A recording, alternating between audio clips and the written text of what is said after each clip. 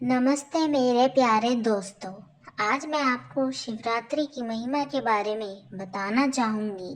एक बार की बात है, पार्वती की माता माता मैना देवी बहुत उदास मन से बैठी कुछ सोच रही थी।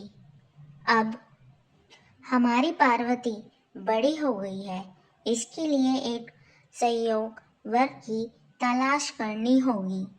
तभी वहां से नारद ऋषि अपनी वीणा पर मधुर संगीत बजाते जा रहे थे। उन्होंने माता को चिंता में बैठे हुए देखा और पूछा, माता, आप उदास क्यों बैठी है? तो माता ने नारद जी को सारी बात बताई। यह बात सुनकर नारद जी बोले, हे माता, आप अपनी पुत्री पार्वती जी से कहकर व्रत जप कराइए, जिससे प्रभु प्रसन्न होकर उन्हें सहयोगी वर का आशीर्वाद देंगे। और इतना कहकर नारद मुनि वहां से नारायण नारायण कहते हुए चले गए। फिर ये सारी बातें माता मैना ने पार्वती जी को बताई। तब पार्वती जी ने अपनी माता के कहे अनुसार जप तप किया और ईश्वर को प्रसन्न करने के लिए तपस्या की। तब पार्वती जी की तपस्या से प्रसन्न होकर महादेव प्रकट हुए और पार्वती जी को आशीर्वाद मानने को कहा। पार्वती जी ने महादेव जी को देखा और अपने मन में उनको पति के रूप में मान लिया और ये बात उन्होंने महादेव जी को बताई। इस बात को सुनकर महादेव जी मुस्कुराकर बोले, यह संभव नहीं है।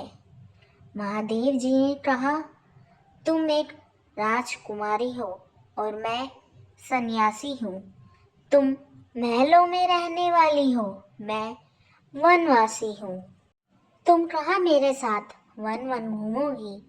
महादेव जी ने बहुत समझाया, किंतु पार्वती जी अपनी जिद पर डटी रही और महादेव जी से विवाह करने का निर्णय लिया।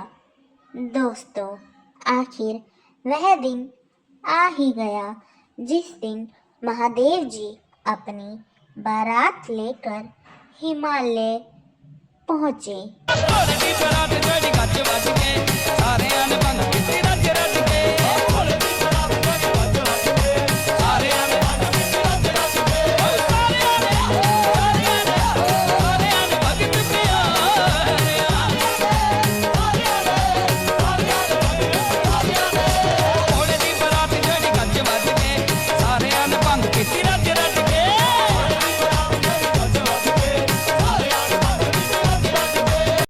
भगवान शिव हिमालय पर माता मैना की सुपुत्री से विवाह करने आ गए।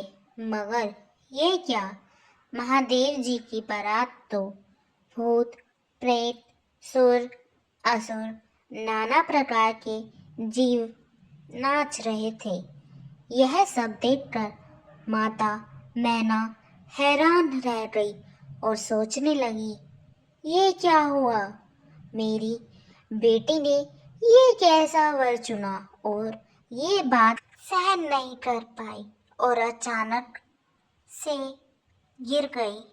उन्हें होश में लाया गया तो उन्होंने पार्वती जी का विवाह भगवान शिव से करने के लिए इनकार कर दिया। तभी भगवान विष्णु जी वहां आए और उन्होंने माता मैना जी को उनके पुनर्जन्म की कहानी बताई और समझाया कि वे तो जन्म जन्म से अपने इस अटूट बंधन में बंधे हुए हैं। उनकी इस बात को जानकर माता मैना जी ने महादेव जी और पार्वती जी का विवाह करवाया और दोनों को सदा अमर प्रेम का आशीर्वाद दिया।